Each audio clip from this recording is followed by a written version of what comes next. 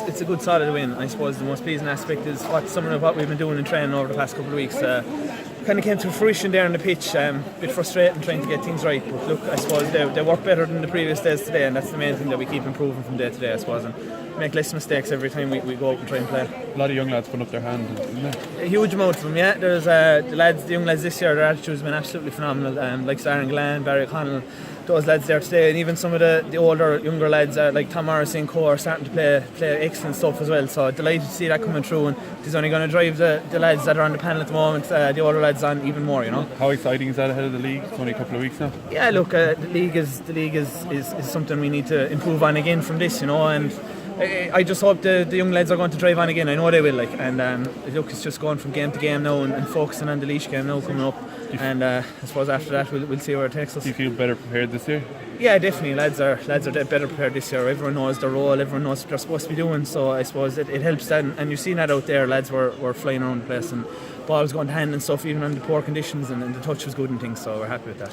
Even when you went a point behind early in the second half, you pressed on very... Yeah, look, Clare are a phenomenal side, so they were always going to come back into it, and I suppose it was very pleasing to see that once we went a point behind, that we didn't lose our focus, we stuck to the game plan. We did what we were told to do, what we were supposed to do, and I suppose that we drove on again from there, and I suppose they didn't score for a while after they went to point ahead, How big is this year, Paul? I mean, we're talking about Limerick. Yeah, sure, look, everyone's talking about it. This year is huge for us.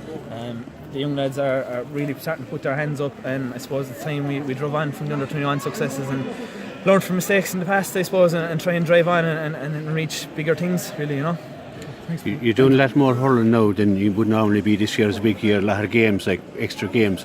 Is that what you want to be doing as players rather than the hard training maybe? Yeah, be out course, Sunday yeah. after Sunday. I'm hugely excited about the new format. It's obviously it has its intricacies and difficulties that come with it, but I suppose as a player, you don't want to be playing a game there at the end of May, start of June, and waiting 4 or 5 weeks for another game. Like, you want to be playing week in, week out, and it brings its difficulties as regards recovery and how we go about game plans. And there's no time for tactics and stuff in between weeks. You have to have your stall set out before you play a Munster Championship this year, and go from week is just going to be recovering and being right for the Sunday after. Does it suit a young team like Limerick as well?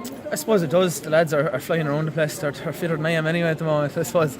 But yeah, I suppose look, it suits a young team. I suppose it does. That's true. But I suppose look, what team is all now? In hurling, really.